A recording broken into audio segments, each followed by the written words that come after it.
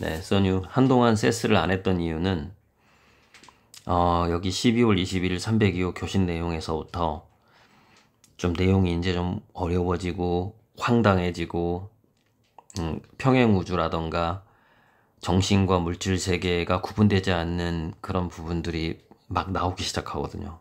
참 쉽게 받아들이기가 좀 어려울 수 있어서, 한동안 좀 쉬었는데, 최근에 제가 이제 양자인문학, 양자철학에서 셜링에 대해서 어느 정도 이렇게 말씀을 드리면서 좀 더 이제 좀 읽을 만한 그런 상황이 됐을지도 모르겠다.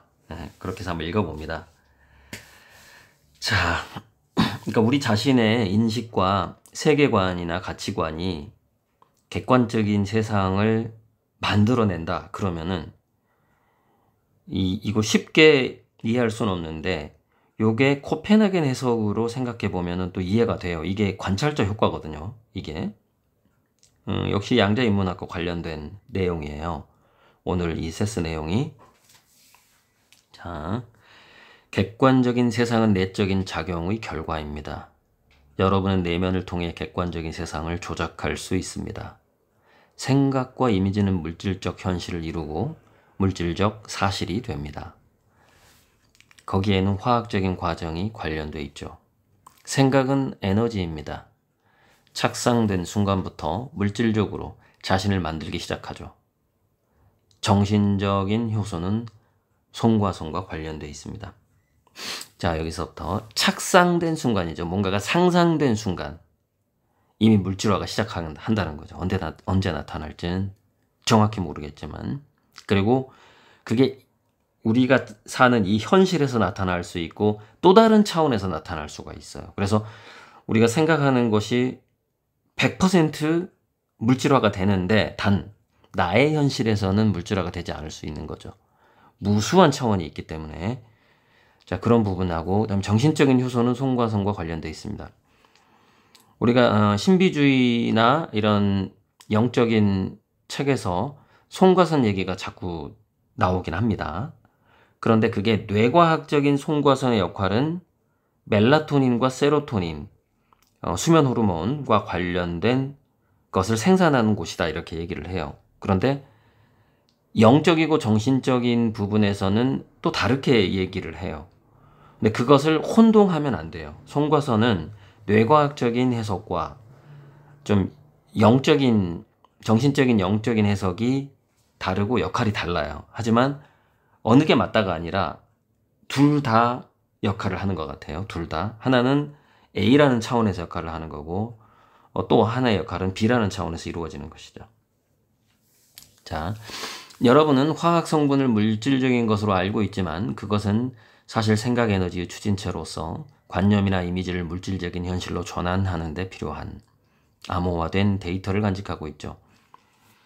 세스는 좀 더 유식합니다. 다른 천사들보다. 그래서 암호화된 데이터를 간직하고 있죠. 이런 말 자체가 상당히 많이 배운 천사예요. 이 언어가 상당히 고급진 면이 있습니다. 세스는. 그래서 암호화된 데이터를 가지고 있다. 모든 우리의 생각은 그것이 그 순간 코드화되고 그 코드가 데이터를 가지고 있으면서 전파가 되는 것이죠. 그걸 연파라고 말할 수도 있는 거고. 자, 또한 육체가 내적인 이미지를 생산하도록 유도합니다.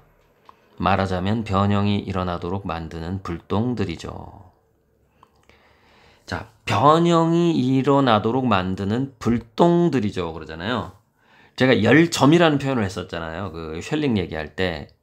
그리고 신라이에서는 신라이의 그 하나님은 거기서는 하나님이라고 더 가시라고 하니까 그 하나님은 점화 플러그라는 예를 듭니다. 점화 플러그. 그 점화 플러그에서 어떤 뜻이 튕기게 되고 거기서부터 바람이 일어난다. 신의 바람이 일어난다. 이렇게 표현하거든요. 그래서 신의 뜻만 그러겠어요? 아니죠. 우리 뜻도 그 불똥이 얼마나 크냐, 불티냐, 아주 작은 성냥개비냐, 토치냐의 차이는 있겠지만은 불똥이 일어난단 말이죠. 변형이 일어나도록 만드는 불똥들이죠. 피부와 모공 조직에서 나오는 화학 물질들은 눈에 보이지 않지만 분명한 의사 물질적인 조직을 갖고 있죠. 그러니까 페로몬 같은 거, 그 어떤 풍기는 냄새 같은 거, 뭐 그런 거라고 봐도 될 것 같고요. 자, 그런 조직을 통해 이루어지는 육체적 물질화는 원래의 생각이나 이미지가 얼마나 강렬하냐에 따라 빨라지거나 느려집니다. 그러므로 여러분의 육체적인 모습은 모두 여러분 자신이 창조한 것이죠. 조금 전에 소개했던 우주가 사라지다라는 책에서도 똑같은 얘기가 나옵니다. 그러니까 우리의 생각이 우리가 이제 생각을 하면 우리 몸의 호르몬이 바뀌고 우리 몸만 바뀐다고 얘기하는 것은 너무나 상식적으로 우리가 이해할 수가 있는데, 외부의 사물까지 바꿀 수 있고 아울러 이 우주까지 바뀐다라고 해버리면 그것은 평행우주 개념이 아니면, 즉 코펜하겐 해석이 아니면, 양자인문학적 해석이 아니면 절대 해석이 안 됩니다. 받아들여질 수가 없어요. 그래서 이건 정말 양자인문학적으로 생각을 해야만 이게 이해가 됩니다. 그래서 황당한 이야기 같지만 맞는 이야기일 확률이 높아요. 양자역학적으로는 그렇습니다. 자, 최초의 생각이나 이미지는 정신적인 상태로 존재하다가 정신적인 효소에 의해 스파크를 일으키며 육체적으로 물질화됩니다. 여기서 스파크라는 표현을 하죠. 스파크, 점화 플러그, 불똥, 열점, 최초의 온도, 신의 뜻, 다 같은 비슷한 표현인 겁니다, 이게. 그래서 최초의 생각이나 이미지는 스파크를 일으키며 육체적으로 물질화됩니다. 요게 양자장에서 최초의 바람, 파동, 입자가 생성되는 것을 표현하고 있는 문장일 수도 있는 거예요. 그게 하나의 점이 생기는, 뜻이 생기는 거죠. 자, 일반적인 과정이죠. 그러나 모든 생각과 이미지들이 완벽하게 물질화되는 것은 아닙니다. 경우에 따라선 강도가 물질화에 미치지 못할 만큼 약할 수 있죠. 화학 반응은 피부 조직 내에 모종의 전하를 일으킵니다. 이때 고도로 암호화된 신호와 정보들이 포함된 방사선이 피부로부터 외부로 방사됩니다. 자, 여기까지 읽어보면 예전에 우리 광학에서 엠페도클레스인가 그 이후에 저희 중동 쪽 어떤 과학자들은, 그러니까 그 당시에는 과학이라고 보기도 좀 그런데, 우리 눈에서 어떤 방사선 같은 게 나가서 사물이 보인다라고 주장한 사람이 있었어요. 그래서 나중에는 그러니까 태양빛이 외부의 사물에서 반사돼서 그 빛의 입자가 우리 눈으로 들어와서 망막에서 전자기 신호로 바뀌어서 그게 보인다, 이렇게 바뀌었어요. 과학적으로 바뀌었는데,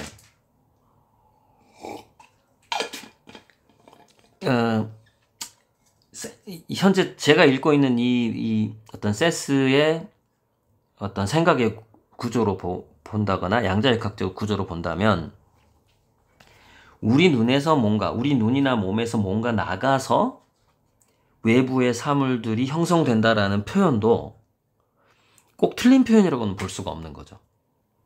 틀린 표현을 볼 수 없는 그런 부분이 있어요. 참 그래요.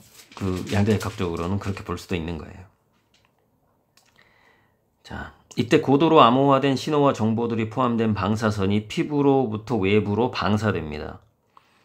물질적 환경은 여러분의 몸과 마찬가지로 여러분의 일부분입니다. 여러분이 손톱을 창조하듯이 환경을 창조하며 아주 효과적으로 통제하고 있습니다. 외부의 사물은 여러분의 육체적 이미지로부터 외부로 방사되는 것과 똑같은 의사물질로 이루어져 있죠. 차이점이 있다면 밀집도가 높다는 것뿐입니다.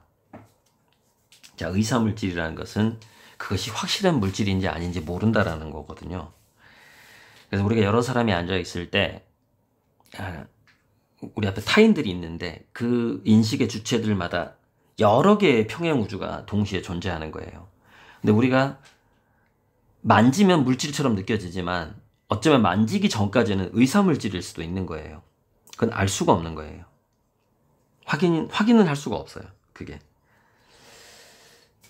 우리가 이 게임에서 그걸 NPC라고 하던가, 맞죠? 나 그 뜻 알았었는데 또 까먹었네.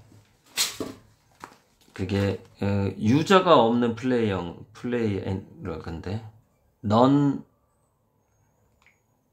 맞나요? 넌 플레이어 캐릭터인가? NPC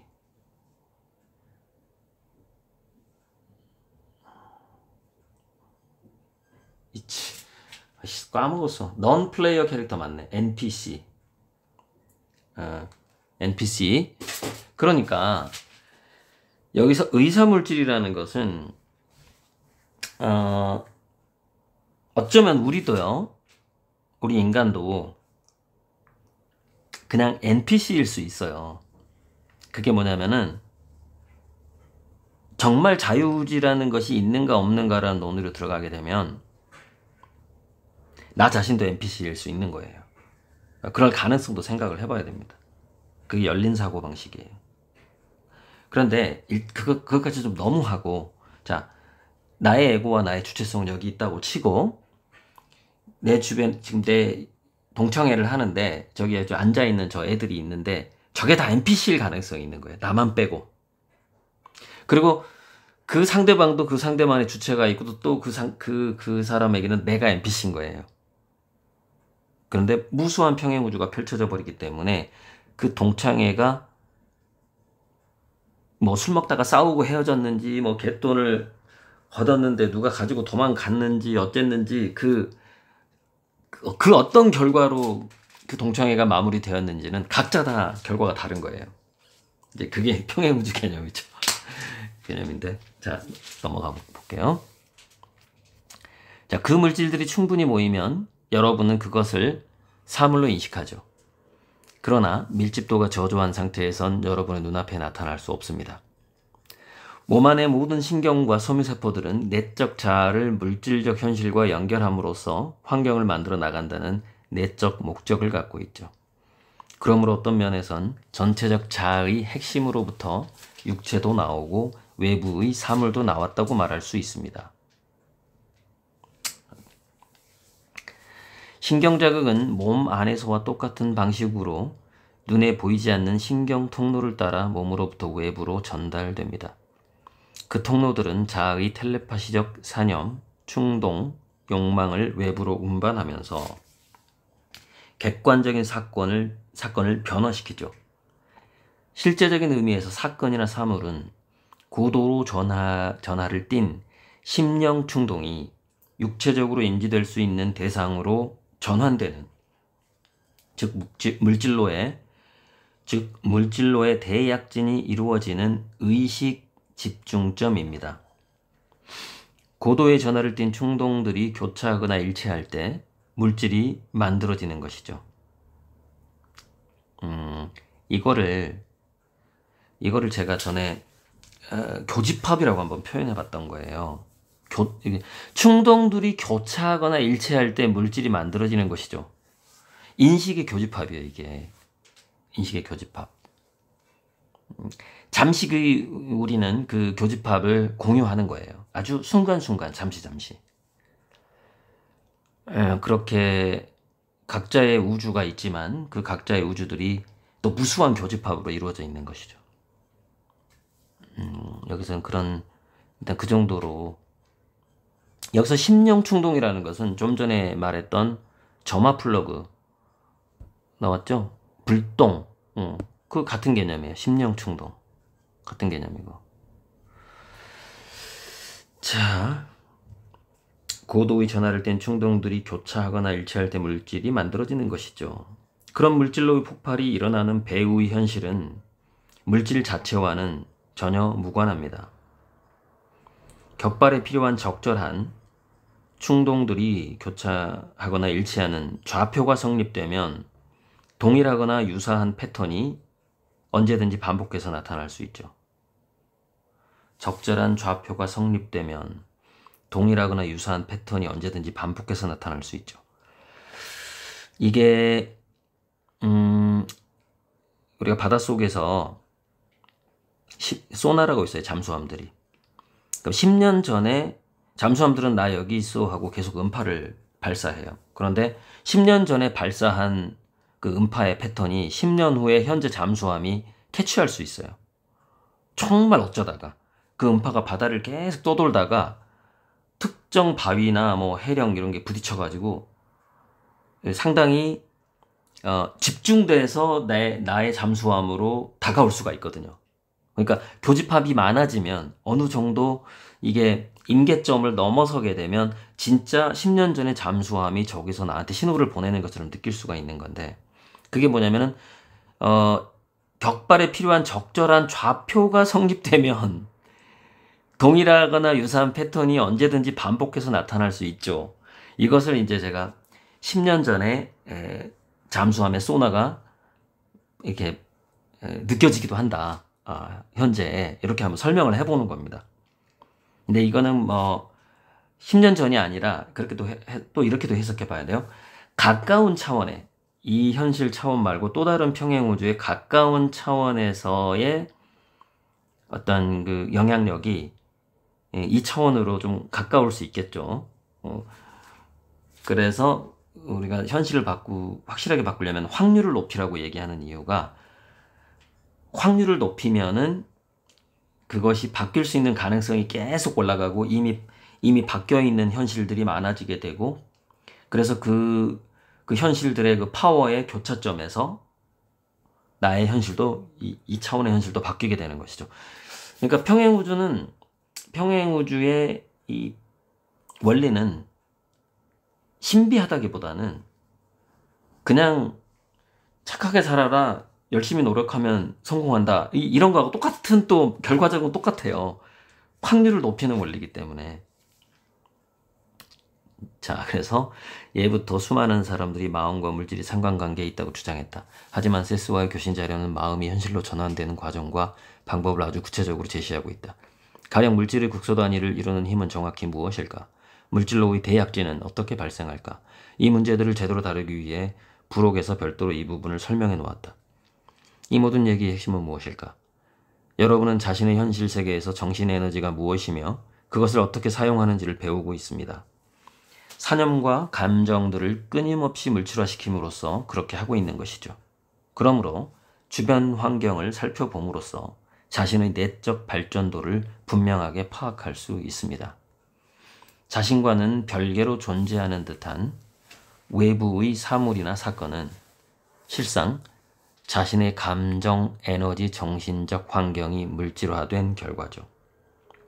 우리는 지금의 삶이나 사후의 삶에서 뿐만 아니라 최소한 여러 가지 삶을 통해 자신의 물질적 현실을 만들며 에너지와 관념을 경험으로 전환하는 법을 터득한다. 지금의 환경뿐만 아니라 부모와 성장 환경까지도 스스로 선택한 것이다. 이제 여기에 대한 이야기들이 뒷부분에 나오겠죠.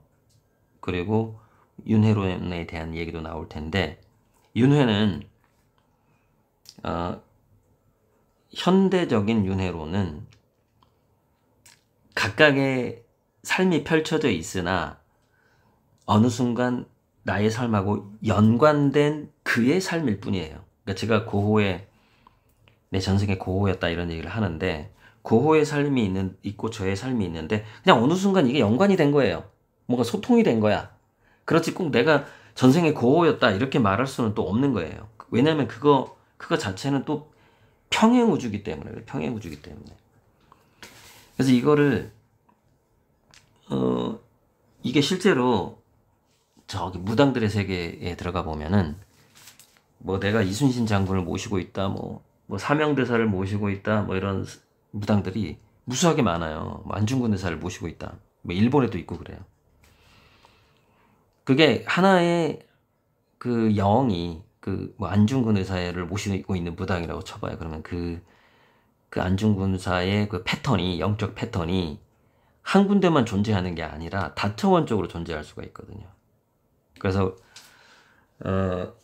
어떤 윤회론을 가지고서 내가 뭐 전생에 예수였느니 전생에 석가였느니 하고 이야기하는 것 자체가 실은 좀 아주 옛날 지식, 옛날 윤회론을 가지고 그 사람들을 혹세무민하는 거예요. 그래서 굉장히 중요한 건 뭐냐면은 네가 너의 전생의 고호라고 느낀다면은 그 고호의 장점이 무엇이 있었어? 그것을 너가 지금 더 살려야 되지 않겠니? 이렇게만 생각해야 되는 거예요. 전생에 무슨 성인 군자였어. 그러면은 너 근데 지금 네 모양은 왜 이 모양 이 꼴이냐? 좀 너의 그 전생에서 좀 본받을 수 없어? 이렇게 생각을 해야지. 아, 내가 전생에 뭐 예수였어. 전생에 뭐 석가모니였어. 이런 식으로 거기서 이제 사이비 교주화돼 버린다라는 것이 굉장히 이 양자 인문학적이지가 않아요. 양자 인문학적이지가 않아. 그 우주가 사라지다에 보면은 제가 전에도 이런 얘기 자주 했었는데 되게 우주는 정확하게 형평성이 있어요. 그래서 교차해서 윤회한다거나 아주 그러니까 전생에 왕자였으면 그 다음 생에는 거지로 태어난다거나 아주 영적으로 높은 수준의 스님이었다면 그 다음에는 뭐 전응아 바보로 태어난다거나 이런 식으로 교차윤회라는 게 있어요. 그래서 이 영혼의 차원에서 내가 어떤 캐릭터를 경험할 것이냐는 단순히 다양한 경험을 하고 싶다라는 욕구로 돌아가는 것이지 나는 귀족 경험만 하고 싶다. 나는 아주 돈 많이 벌고 똑똑한 IQ가 높은 사람의 경험만 하고 싶다. 이런 식으로 돌아가는 게 아니에요. 그것은 그렇기 때문에 아무튼 자기 현재에 대해서 뭐 불만을 가질 필요도 없고요. 누구를 절대 부러워할 필요가 없어요. 그거는 이 인생 게임에서 지는 거예요. 그래서 지금 현재 자신의 자신의 아바타에서 자신의 현재 이 홀로그램에서 그러니까 어차피 지금 나는 이런 모습으로 지금 한동안 존재할 수밖에 없어. 지금 이 나라는 캐릭터로 여기서 다양하게 공부하고 또 이렇게 역사도 공부하고 하면서 여기서 조금씩 이제 재미를 찾아가는 거죠. 뭔가 변해가는 또 발전해가는 또 성숙해가는 깊어지는 그런 재미들을 찾아가는 것이죠. 자, 그래서 오늘은 여기까지만 하고요. 우주가 사라지다 전편에서 얘기했는데 쭉 이어서 하려다가 너무 길어가지고 다시 얘기하자면 우리 지구에 가장 가까운 별은 태양이라는 점, 그리고 그 태양에서 태양 폭발, 홍염, 코로나, 흑점으로부터의 플레어, 강력한 플레어 이런 현상들이 계속 일어나면서 그것이 우리 지구에도 오고 그 지구의 생명체의 모든 생각과 움직임에 강력한 영향을 준다. 그래서 앞으로 제가 그 태양을 그릴 때 좀 더 신중하게, 좀 더 친절하고, 좀 더 멋지게 정말 조심해서 그려야 되겠구나 하는 생각을 다시 한번 해보게 됐다라는 이야기가 이제 이 전편에 있었습니다. 자, 써녀.